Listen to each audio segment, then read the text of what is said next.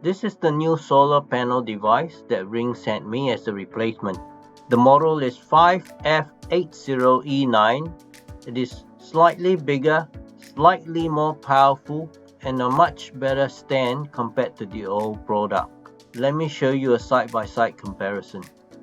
On the left-hand side is the old version 4 solar panel model. It has a length of 199mm and width of 140mm and capable of 2.4 watt 5V DC output. On the right is the new 5F80E9 solar panel model. It is slightly wider at 169mm, slightly longer at 205mm and has higher output of 4 watt 5V DC. The old stand was only a one-way manual tilt stand and it was not reliable. It would not lock into position and sometimes when locked cannot be released. For the new solar panel, it has a two-way manual tilt and pan stand. It looks a lot more robust and the two-way adjustability certainly gives it a lot more flexibility with mounting setup.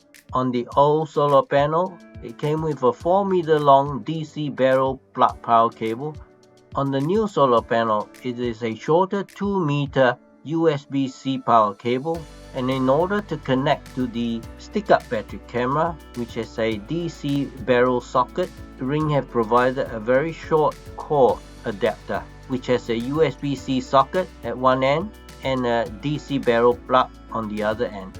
Overall, the new solar panel supplies 67% more power than the old V4 model.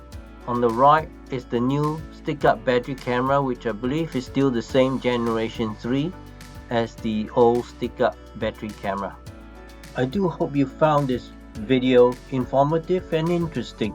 In the video description below, you'll find links to my other videos on Ring devices. In one of them in particular, I explain what the motion frequency 3 settings are in technical detail that Ring has not published.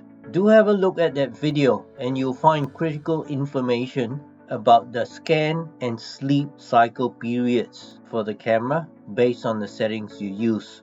I only use the higher setting for motion frequency, which is called frequently. I do not prescribe using regularly or periodically because the sleep periods for those settings are too long for my liking and will very likely miss out significant events like someone trying to break into your house. So do watch that video to learn about the motion frequency settings. Do hit the like button and subscribe to my channel for more and help the channel grow. Thank you so much.